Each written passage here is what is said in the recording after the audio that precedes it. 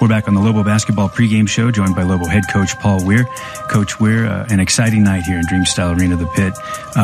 The opportunity that is on the table for the Lobos to play the number 5 or the number 6 team in the nation, depending on which poll you prefer. It's pretty cool. The Lobos used to be the team with the target on its back in this conference. I know you want to get back there, but you have that team in your building today, and that's exciting, isn't it? It is. Nevada's a great basketball program. What they've done there over the last really 2 years or so has been exceptional. I think they've set the bar as high as it's ever been in this conference. And like you said, our aspirations are to get to that very same level. Hopefully that's coming sooner rather than later. But you know, the opportunity to just go against them. I mean, that's why this is why we do what we do. Let's reflect for a moment on Air Force and the continued development of the new things that you've been implementing over the past couple of games, trying to get the ball to the post a little bit more efficiently on offense, and then the 2-3 zone, which we saw a ton of against Air Force. Yeah, we did a lot of it in the Hobbs game as well. I mean, it probably went a lot unnoticed just because of the, uniqueness of that game, and maybe even the opponent. But that's really what we've done the last 2 games, is continue to kind of go down this path of trying to find the right fit for this group of guys. And so far, we like where it's headed. It's not perfect, nor is probably anything, but right now, I think it's the perfect version of us. So we're going to kind of continue to kind of track that, manage it, coach it, and hope that it can lead to good things for our program.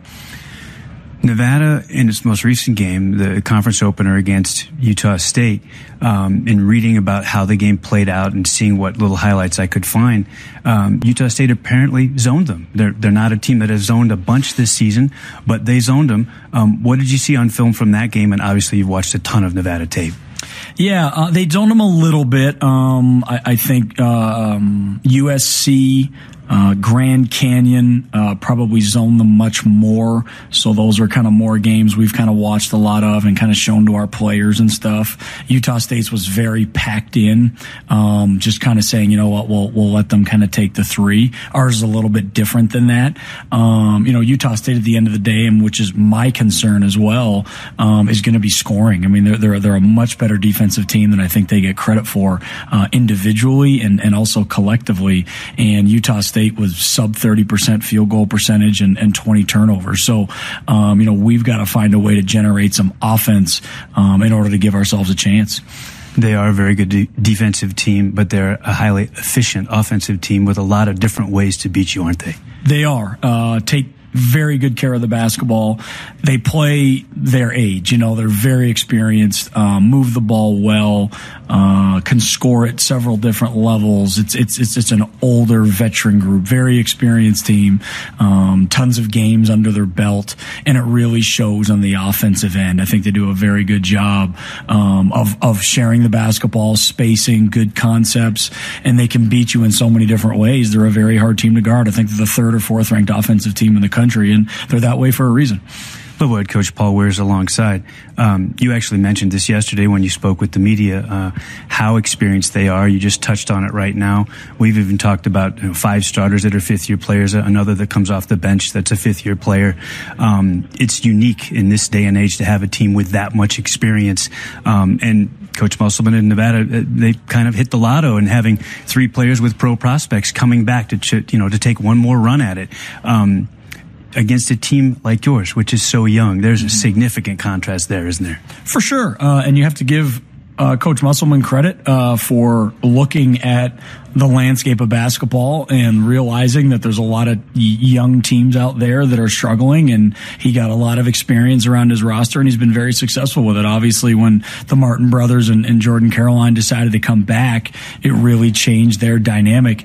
Shoot, there was a 5th-year kid that was on the roster that didn't even end up coming, because those guys came back. So, very experienced team. I think that's what's put them at this 5-6 range in the country, as opposed to maybe in years past. There's been good good Mountain West teams, but I don't know of anybody with this kind of experience. It's exceptional, and it makes them a great ball club.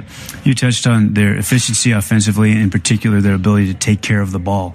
Your defense, a lot of it is predicated on turning over the other team. Is there a way to speed up a very experienced team in the pit and kind of get them to play at your pace? You know, we tried last year at their place and didn't have much success. I think they had 5 turnovers at their place, but we actually played them pretty well. I think there are times those things come in bunches, and I also think there are times where maybe what you're trying to do isn't going to turn someone over as much as maybe you'll just get them out of rhythm. And I thought that maybe helped us a little bit at their place last year.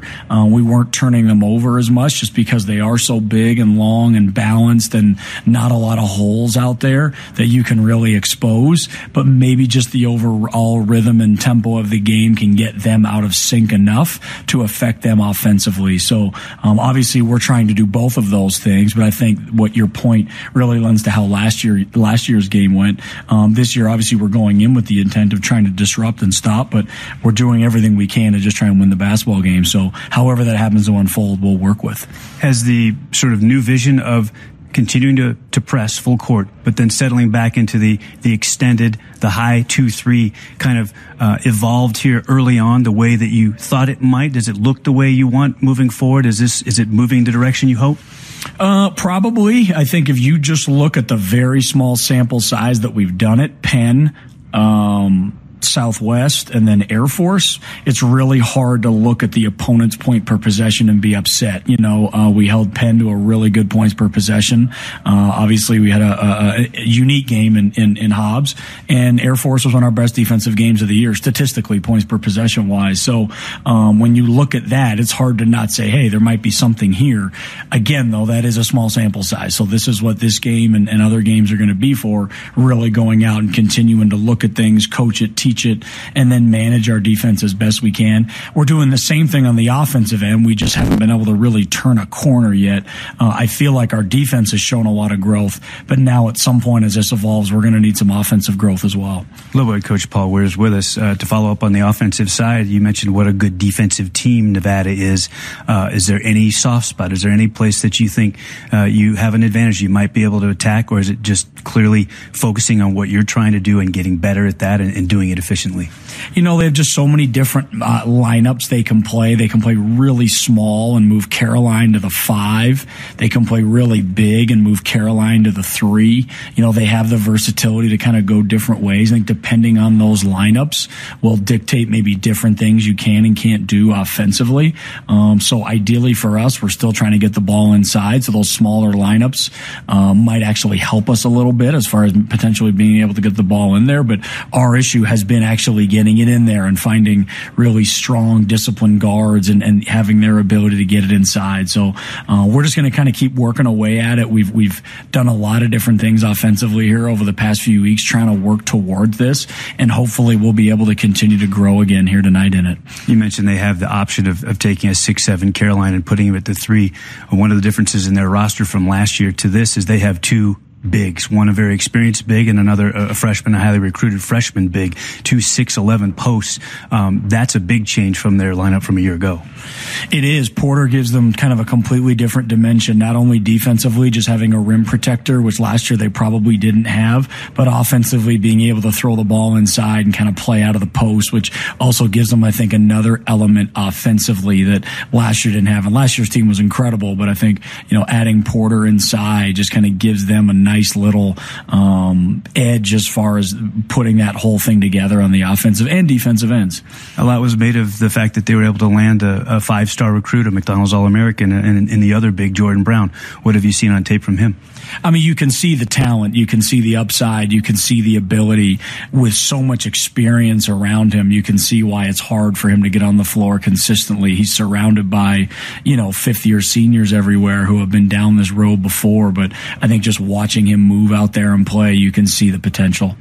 It's amazing. I think back to last year's team, and they had a transfer from Purdue, Kendall Stevens, who could shoot the eyes out of it from three, and now he's playing professionally, I think, in Europe, and they just plug in another guy in Jazz Johnson, who shoots it even better, it appears. Yeah, he is. He's shooting it really, really well, and I think he's number one in the country as far as percentage goes.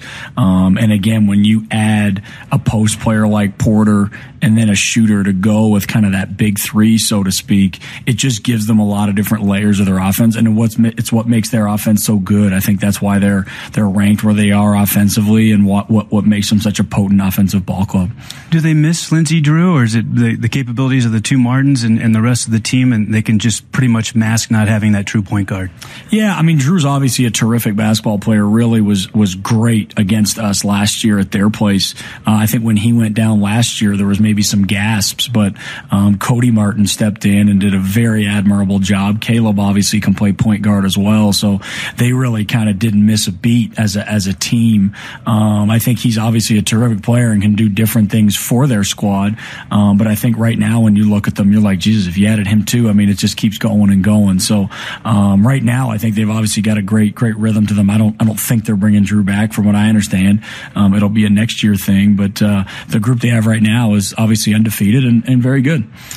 Keith McGee, back at practice with you since you returned to Albuquerque. Will he be in the rotation tonight? I don't know yet. He has been practicing, which is good. He did miss a lot of time, and we're trying to just kind of work him back in here as we can. I think that will be probably a game time decision. And he is feeling better. Yes. Finally, a couple of things. If you could get the Pitt crowd involved early, what would the Lobos do tonight to take down number 5, number 6 Nevada? What would be some keys? We definitely take care of the basketball. Our turnovers are an issue, have been here for a while. We're trying to find a way to just get consistent offensive play that doesn't include turning the basketball over. I think if you watch, the Utah State game, obviously the Utah game before that, like Nevada's ability to turn people over and get out in transition really stimulates their offense. And we have to make sure we do everything we can to kind of eliminate those opportunities. We definitely have to have a single-digit turnover game. So for us, I think that's where it starts for sure. And then defensively, obviously some of the things we've really been trying to emphasize of late is taking away the three-point shot. They shoot a lot of them. They can shoot them from multiple positions on the floor. It's not just Jazz Johnson. Caleb Martin has taken way more threes than he has twos. Jordan Caroline's making threes. They're a very good three-point shooting team, and we've got to make sure we eliminate that as well. So if we can take care of the ball on offense, we can eliminate the three-point shot on defense. There's obviously a number of other things that incorporate into the game, but I think those to me will be like two really big ones. Exciting night in the Pit. Coach Ware, best of luck against Nevada. Thanks so much, Rob. Lobo head coach Paul Ware, our guest. Back after this. Lobo basketball from Learfield.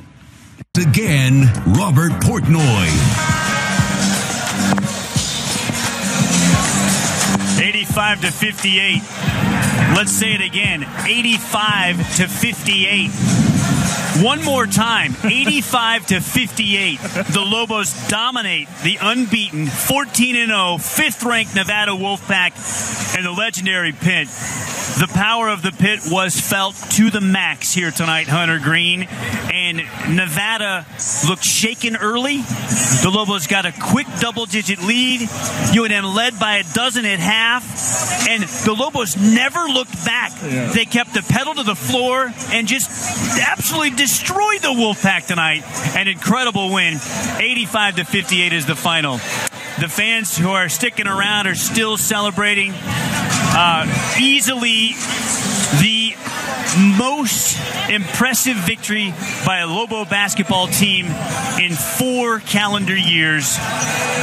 You know what everybody's craving after this win? Fresh strawberries and raspberries dipped in chocolate and some New Mexican flavored candy from the Candy Lady. The Candy Lady offers the best candy in New Mexico. To celebrate today's win, make sure to swing by the Candy Lady in Albuquerque's Old Town. They're open for almost 4 decades. Perfect when you're in the mood for the perfect treat or when you need the perfect gift for all occasions. The Lobos and the Candy Lady, New Mexico traditions for over 30 years. The Lobos and the Candy Lady, New Mexico traditions for over 30 years. 85-58. This felt like a traditional Pit game. It was. The Lobos blow out Nevada, humble Nevada, by the final score of 85-58. We pause. Lobo basketball from Learfield. 85-58 is the final. UNM absolutely destroys Nevada in Dreamstyle Arena to the Pit to take down the 14-0 unbeaten 5th-ranked team in the nation. The Lobos had 3 Everguard Solar and Everguard Roofing slam dunks tonight. That's $30 to All Faith. All Faith serves over 2,500 children and their families every year by teaching them how to prevent abuse and guiding them as they recover from it. Help us give children back their childhood. Learn more by visiting allfaith.org. Hunter, I want to make an observation. He knew that there were issues when he took the job as athletic director at the University of New Mexico. He probably did not know the extent to which that was the case, and it has been a difficult beginning as he has helped UNM start to work its way out of the problems, in particular budgetary. Yes. Eddie Nunez is enjoying this, and he should. Yes. He is still at center court here in Dreamstyle Arena, the Pit, tonight, as UNM has picked up its best win in men's basketball in 4 years. Yeah, I mean, and it's like you said, it's great for Nunez to be able to see the other side of this job, right? It's not all just turmoil and budget issues. It's the ability to be able to celebrate those victories for these student athletes. Awesome. You think about it, Hunter, and the last time a team with this ranking went down to UNM was 2014. The Lobos defeated San Diego State, and they got them twice that year. They beat them when they were ranked 6th in the nation. New Mexico took down San Diego State as the number 6 team in the country in 2014. In the regular season here in Dreamstyle Arena, the Pit, when they were ranked 6th. Then they were ranked 8th. San Diego State was ranked 8th in the Mountain West tournament. The Lobos were the 20th ranked team. The Aztecs had won the regular season title, and UNM won in the Thomas and Mack, beat San Diego State to win their 3rd consecutive Mountain West tournament championship, an unprecedented feat. And that's the last time that the Lobos and their fans have tasted a win over a team ranked as high as these number 6 in the AP, number 5 in the coaches poll. We're taking Nevada 5. Wolfpack. We're taking 5. Yeah, absolutely, man, we just beat number 5. Number 5 went down in the Pit, baby. All right, let's listen to the State Farm Insurance assist of the game when teammates help each other out. Great plays happen like this. Back to Tone, another straight on three on the way. Oh, yes! Bragg with an offensive rebound. They're set up for the Tony triple. How about it? You know, Carlton Bragg's starting to do that. He was all over the glass tonight for a team-high 12 boards. And I remember a play. It was a big play against Air Force on Wednesday where he pulled a rebound after Tony missed a 3 and threw it right back out to Tone. Yeah. And Tone knocked it down. Well, he cleared another Caramir today right there and set up Tone for a 12 boards. Yeah. Can I say any more? 12 boards. Something the Lobos needed to do tonight was rebound that basketball, and Carlton Bragg did just that. So the last time the Lobos beat a team ranked as high as this was, we talked about it, when they beat San Diego State in the Mountain West Tournament title game. They did defeat, remember, Colorado State had a run back in 2014/15 where they got themselves into the top 25. They were ranked 24th. The Lobos won that game 66-53. That was January 5th. You want to talk largest margin over a ranked team in a Lobo win over a ranked team? Well, this is probably it. They matched it. Oh, 27? The Lobos matched it. It was February 16th of 1974. The Lobos beat number 20 Arizona 99-72. Wow. Same exact margin, 27 points, that the Lobos knocked down number 5 Nevada today, 85-58. So there you go. And this is an interesting little note, and thanks to Frank Mercogliano for helping us with some of these. The year that the Lobos won the Mountain West Tournament title game over San Diego State, when they were ranked 8th, that was in one poll. They were ranked 8th. In the other poll, they were ranked 7th. So if you want to pick it, you can go up. You can go up 1 if you want. Yeah. So, great stuff. Lobos win at 85-58. Back on the postgame show after this. Lobo basketball from Learfield.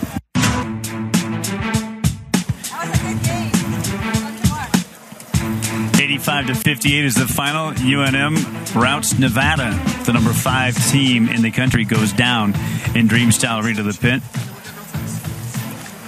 All right, let's select our PNM Reliable Player of the Game. If you have any questions about who that is, then you weren't paying attention tonight. Your game changer for New Mexico, senior leader, marksman Anthony Mathis. Back to Tone, another straight on three on the way. Oh, yes! Bragg with an offensive rebound. Vance looks to lob inside. Instead goes to work left-handed. Vance driving hard. Vance got a man in the air. Kicks it out. Anthony Mathis 3. Oh, yes! Step back 3 for Tony! An exclamation point! Mathis at 25! Anthony Mathis would finish with a career-high 27. He is your PNM Reliable Player of the Game. PNM delivers reliable energy to you 24/7. Committed community partners adding cleaner resources, including more solar and wind energy, working to build a strong, sustainable energy future for New Mexico. Talk to us at pnm.com, where you can manage your account and learn how to save money on your electric bill. Anthony Mathis is your PNM Reliable Player of the Game. Here are the numbers for Tone tonight. Wasn't sizzling early from the field, but stuck to the plan and ended up being, well, unstoppable. Mathis, 34-40. That's how much court time he logged tonight. 7 of 19 from the floor. 5 of 14 from distance. 8 of 10 at the charity stripe. 6 rebounds, 1 of them offensive. Career high 27 points. Team high 5 assists. Just turned it over 3 times. Chipped in a steal. What do you think Anthony Mathis's plus-minus was? You know, the plus-minus in a very small sample size when you're looking at one game can be an absurd stat, actually, and sometimes it can be misleading, but it wasn't tonight. Mathis was plus 33. He was the difference. Listen, he's up there making dinner right now. He did it. He did it all. He did everything. He was the point guard. He was the 2 guard. He was the leader. The press breaker. Press breaker. I mean, wow. I mean, he's just, and you're happy for the young man because, like you said, just 2 years ago, he's sitting on the end of the bench, just not participating, not being. Thinking about leaving the program. Exactly. Yeah. Think about his high school career in Westland, Oregon, with one of the best players in the country, Peyton Pritchard, who's at the University of Oregon, and you know, they probably both thought that they would be communicating with each other throughout long and illustrious college careers, right? And well, Pritchard's got off to a quicker start, but Anthony Mathis, thank goodness he didn't transfer. Right? Oh my gosh, he is probably, along with Joe Furstinger, the single biggest fan of Paul Weir on planet Earth, right? Question. I mean, their careers were transformed with Coach Weir's arrival in Albuquerque. And tell you what, he's transformed his game. I mean, to learn and play the point guard position at this level, that takes commitment and discipline and the hard work that he's put in.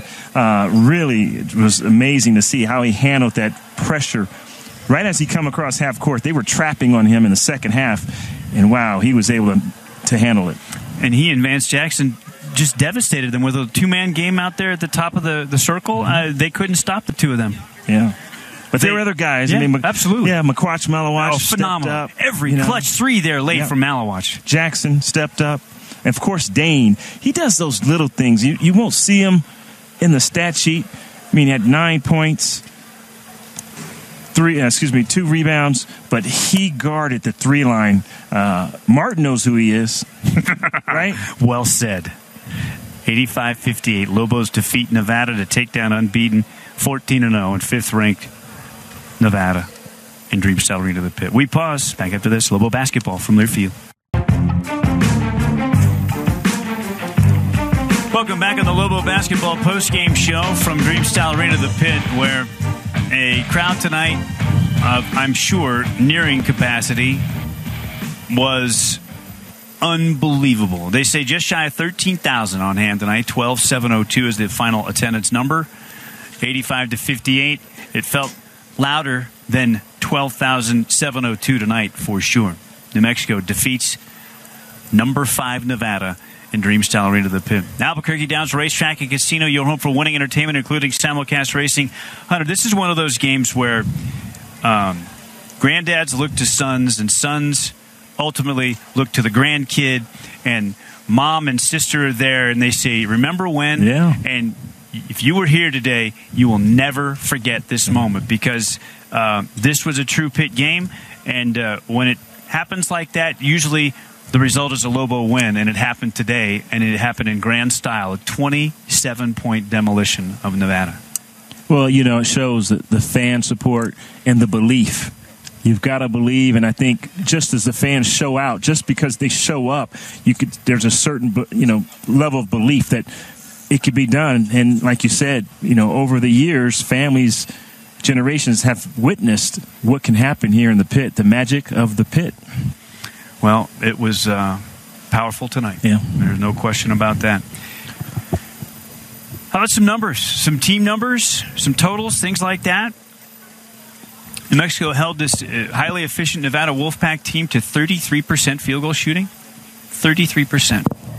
19 out of 57. How about 4 of 22 from 3? That's 18%.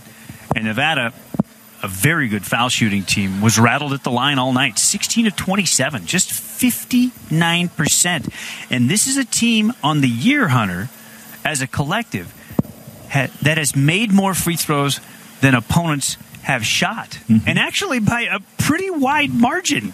So to have more attempts and to fail at the line, a place where they have lived and thrived this season, just comprehensively, the Lobos outshined the Wolfpack. Well, if you wanted to point to one thing, one reason why Nevada struggled, and that would be the free throw. I mean, shooting 59% on the road, it's just very difficult to win, and as many as attempts they had. I mean, like you said, that in itself, how many of those were front ends of 1-and-1s? They, for the year, had made 53 more free throws, made 53 more than their opponents had attempted, 274 to 221. Wow. You can toss all that out the window tonight. My gosh. They were 5th in the adjusted offensive rank, according to the KenPom website, and 25th in the adjusted defensive rank. This is NCAA D1. So 5th offensive, the most offensive team in the country? Yeah, 5th best in adjusted offensive rank. And the Lobos shut them down tonight. And of course, New Mexico had a very efficient offensive night against the 25th best defensive team in the nation with, 350 of those D1 teams out there. Just remarkable, really remarkable. If you flip to the other side, the Lobos shot 46% from the field, 31 of 68. They shot 38% from 3, 11 out of 29. And that was after making just 4 out of 13 in the first half. So they got better when it got more important. And the Lobos, this is amazing, didn't shoot a free throw in the first half, go 12 of 16 in the second half. And like I said, got to even it out, right? You can't make up for the deficit that you established in the first half. The officials calling so many more fouls on the Lobos than you Nevada. Said they could. Well, at least they evened it out in the second half, right? Both teams shot essentially the same number in the second half. The Lobos shot 16 and made 12 of them. Okay, timeout. 85 to 58. The Lobos dominate. 27-point win over number 5 Nevada. Stay with us. Coach Weir still to come. Lobo basketball from Learfield. We're back inside Dream Style Arena, the pit, where the Lobos have defeated the 5th-ranked team in the nation and defeated them soundly. 85 to 58 is the final score. You're locked into the Lobo basketball postgame show. And the cuff on the cherry sweater of Lobo head coach Paul Weir is soaked. What's that all about, Coach Weir? Congratulations. Yeah, no, the guys got me pretty good, and it kept coming. So I tried to run a little bit, but it just kept coming and coming. So, I'm pretty wet here. But very happy to be so. And what a performance by your team. Where do you start in the way that New Mexico was able to dismantle such a good basketball team tonight? Yeah, no, I talked to them last night, and I gave them a Greg Popovich quote after the Spurs beat the Raptors, and it was a very emotional game, and the Spurs had won because Kawhi Leonard had come back, and I was reading an article about it, and Popovich said, believe it or not, we never talked about it once. All we talked about was it's the next game, we execute, and we compete, and that's not how we do things here. And I showed them that to the Friday night, and I said, guys, this is just the next game. Let the pit be the pit. We don't need to make the pit part of us. Let the Pitt do what it does. Let's just take it this game, and let's just keep our focus. And I wrote the quote on the board before the game. I had 3 words, and I had the quote, just stick to the game. Don't worry about what's going on. That's why I was so adamant when timeouts were going and guys were just get in the huddle. Let's just get to the next possession. Forget all this other stuff. I think at times, for sure, that has hurt us this year. Just that the emotion of things has made us play that way, and we just needed to stay as steady and calm as we could, and thankfully we were able to do that tonight. Yeah, I'm just sitting here taking it all in. Those are the magic words. And we talked about before the game, kind of like, what do you do? What kind of pep talk would you give a guy? And really, you don't need one, right? You got number 5 coming into the Pit. And we never talked about it once. I never talked about the ranking. I mean, it's not even important. It was just, don't turn the ball over. Limit the 3 and fight. I mean, that's really all we wanted to do, and that's all we talked about. That's all we practiced. That's all we worked on. And it didn't matter. I told them before the game, this doesn't matter whether we're playing Nevada or we're in Hobbs. It's the same thing. And whether that helped or not, I don't know. You know what I mean? In games like this, there's so many different layers of stuff happening. But that was the approach, and I guess we'd take it again next time. Coach, you always talk about, so many assists. I think it's 15 assists per game. You had 18. And then you turnovers, keeping it under 15. Yep. I mean, you hit those marks. We did. I mean, Utah State likes to send double teams at good players. I'm sorry, Utah State. Nevada likes to send double teams at good players. So we watched the Utah State game and them sending all the double teams at Merrill over and over and over again, and what our reactions are going to be. And fortunately, we got some great looks out of it. We had a couple where it didn't look smooth, but we were able to get the ball moved, get it across, and get great looks at the rim. And those are good players as well. Like Vance and McQuatch shooting a 3 are good looks for us. So even though it's a double on Tone, those are good looks on the other guys. So, fortunately, offensively, I thought we were really prepared for that as the game kind of unfolded. And then defensively, we were able to contain them from the 3-point line. Especially in the second half when they started to come out and trap once Tone came across half court. Exactly right. Yeah. And they do, and they're good at it. I mean, Nevada's a terrific basketball team, and a lot of the things they do really fit their personnel, really fit their style, and it bothered us at times. It's not like we were perfect in it, but I thought overall, when you look at the whole, I thought we got better looks than we didn't at other times. You said stay patient. Vance Jackson is going to be everything that we hope that he will be. We saw some glimpses of it against Air Force. It was tremendous. And now, tonight, I mean, he became a playmaker. He was a big part of what was happening with those double teams out high here when they would come and force Tony to give up the ball. And he turned into a playmaker. He nearly came up with a triple-double. You saw this coming, right? The way that he's been developing. Yeah, I just said it in the presser. I think these are even my talks with Vance, Vance's family, Vance's people around him. Like, I think everyone thought he was going to come in and just start going 25-10 on opening night. He's a sophomore, and he hasn't played in a year. It's going to take a little time. And even when he had bad games, I never went home at night going, oh my God, Vance isn't that good, or like whatever it may be. And I heard that. People sense that. But I just thought to myself, man, he's talented. I mean, everybody can see it. He's a talented kid, and he's just a sophomore. He's so young. So hopefully this is the start of a lot of things for him, not only this year, but in years to come. Coach, I really noticed at the end of the game, just the focus, the concentration, the level of it. Well, actually throughout the game, sure. But really in that last 4 or 5 minutes, guys, you could just see the maturity. We did. Agreed. And I think that's where, as we've made these adjustments, to just have Anthony and Dane and Carlton and McQuatch on the court. Yes. Like, even the loose ball that Carlton got in previous games, someone would have driven the ball at the rim and threw the thing out of bounds. And he kicks it right back to Anthony. Like, unfortunately, part of the way we've kind of changed some things has just been to get our youth off the floor. And it's part of the process. And I wanted to develop them, and I wanted to bring them along, and I still do. But the reality is, to win games like this against such a veteran team, you need your veterans out there for as long as possible, and that's part of the reason we've gotten a zone. It's not just for defense, it's to make sure that Anthony Mathis plays as many possible minutes as we can, and Carlton Bragg plays as many possible minutes as he can, because that's going to give us a better chance to win. McQuatch Malawach has on occasion looked a little bit lost as you've transitioned him from being this crazy hybrid 4 that seemed to dominate bigger players last year at times, to where he's moving around on the court and doing different things for you in the way that you're attacking teams offensively. Boy, was he clutch tonight. He was. McClatch played beautifully. He did. I thought, as that game, the last 8 or so minutes was kind of a free-for-all. They're pressing, they're trapping. It just became like a game of basketball where guys just got to make reads and make plays. And I thought the first few possessions, we were still trying to figure that out. And then as it kept going, we got into a bit of a rhythm. Even the shots we missed were good, great looks from 3. And Quach needs some of those to get going. He had a couple he missed the wide open one in transition, but that sets up the next one. You know what I mean? Now you got your rhythm. Now you know how you missed. So now the next one goes down, and they backed up a little bit, and he made it, and then all of a sudden, the game just feels better. So making a shot makes you feel it's a good feeling. Hunter's comment was fantastic, I thought, and you talked about some of the changes in the zone and how that's allowed your veteran players to play more minutes.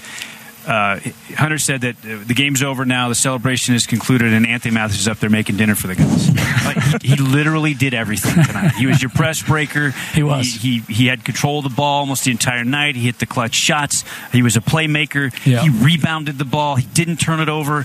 We were talking about how, you weren't here, but you if I could just get him to stop taking 2-point shots, I'll adopt him. You know what I mean? I will adopt him. You're right. He did it all. But that kid still wants to go in there and make layups over the big guys. And show him the stats. Yeah, I showed it to him. I show it in front of the team. I've tried everything I can. Just shoot it. Please, they paid him to do it. They do. Of course they do. Yeah. And he falls for it. Yeah. And he goes in there and he rolls those up there. But you're right. He's amazing. I've said it before. I'm sure it happens to football coaches when they have a quarterback who does everything right, and maybe they can't make a certain throw. Maybe they're not more talented than the guy behind them, but the coach sticks with that guy because he trusts them and they're loyal and everything that you want in a human being and values. And Anthony's one of those guys. So if we had some rough games with him at point guard, of course we have. But when I go home at night, I'm like, you know what? If I'm going down, I'll go down with Anthony Mathis. He's that kind of a kid, and I'm just really blessed to have him. Hunter pointed out, I thought, a perfect encapsulation of where he was and where he is now.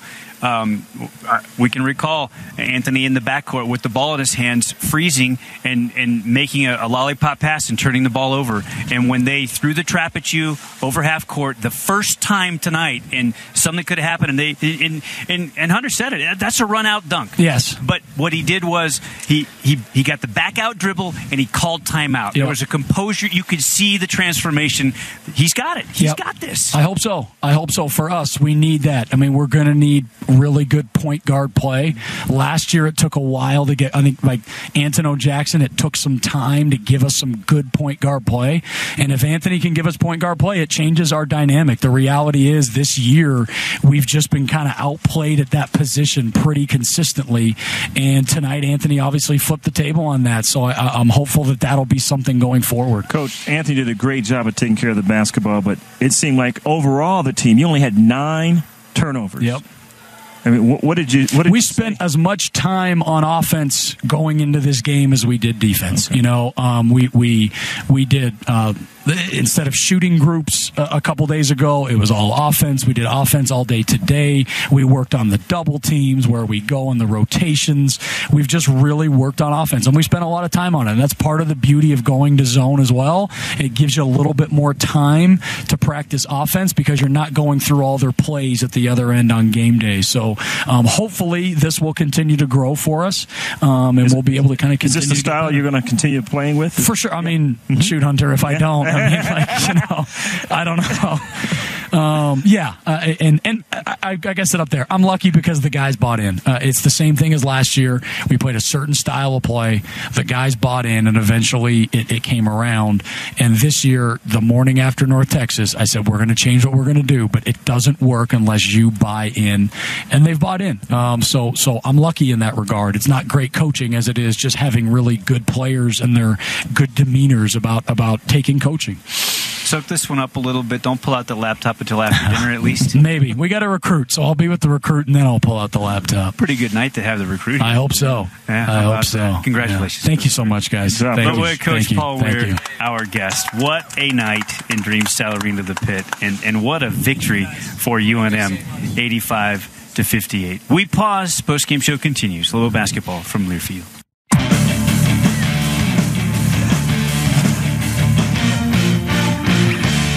Welcome back for a final time inside Dreamstyle Arena, the Pit. The Lobos dominate the number 5 team of the nation, unbeaten, 14-0 Nevada, no more unbeaten, 85-58. Lobos win individual totals, career high 27 for Tony Anthony Mathis, 7 of 19 field, 5 of 14 distance, 8 of 10 stripe, 6 boards, 1 offensive.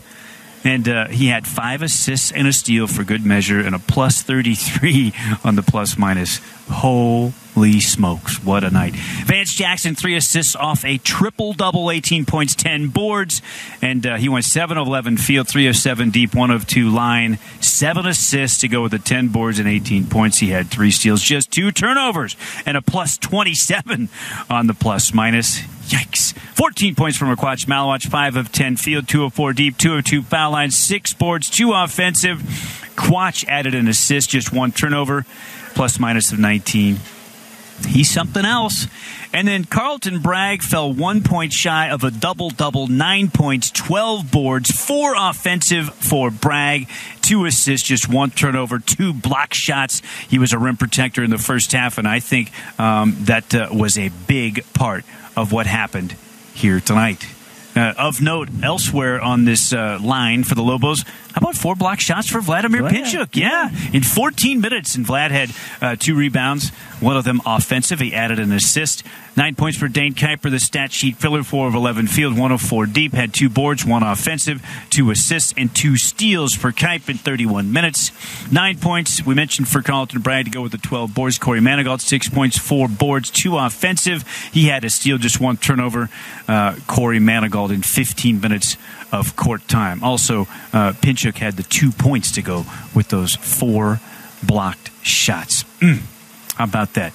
Nevada was led in scoring by Jordan Caroline. He had 17 total, but Caroline had 10 of those in the first half, and he was kept pretty quiet after that. And then all these other double-digit guys were just swallowed up tonight.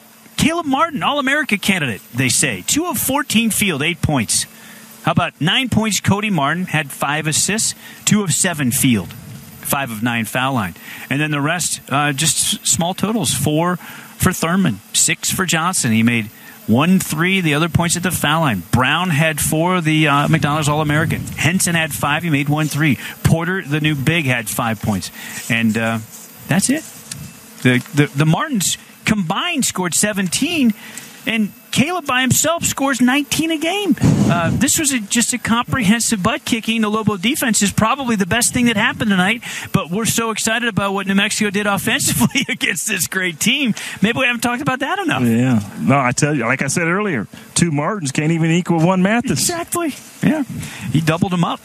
He did. He did. David Jordan's our broadcast producer and engineer in the studios of Learfield in Jeff City, Missouri. He kicked butt tonight. My on-site engineer, that's Michael Carlisle, and he's dominant always. My broadcast partner is Lobo legend Hunter Green, and I'm Robert Portnoy. Hunter, again, a quick turnaround, I guess you could say, with just 2 days off before Nevada comes calling. I should say Vegas comes calling. UNLV, 9 p.m. tip-off on Tuesday, our airtime 8:30, Lobo basketball pregame show. The Runnin' Rebels come to Albuquerque, and the Lobos look to start Mountain West play 3-0. Hey. You know, this kind of reminds me of last year, how, you know, the preseason or the non-conference started off real slow, and then, of course, they kind of picked up when conference came around, and you could just see the growth, the maturation of these young men. Vance Jackson, huge game. I mean, he's just blossoming before our eyes. At the right time. Yeah. Just phenomenal performance tonight. Well, it's about as much fun as you and I have ever had sitting in these 2 chairs together, right? I mean, you started with me in 2014, that fall, and it's the biggest win the Lobos have had since the spring of 2014. That's right. Wow.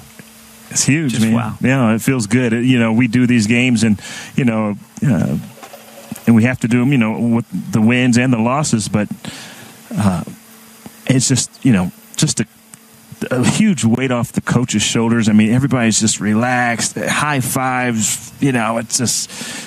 It's a feel-good moment, man, and I feel good sitting next to you, partner. This was so much fun tonight, Hunter. The feeling is mutual, and Coach Weird deserved that. It wasn't a Gatorade bath; it was a water bath. Yeah, he got a shower. He did,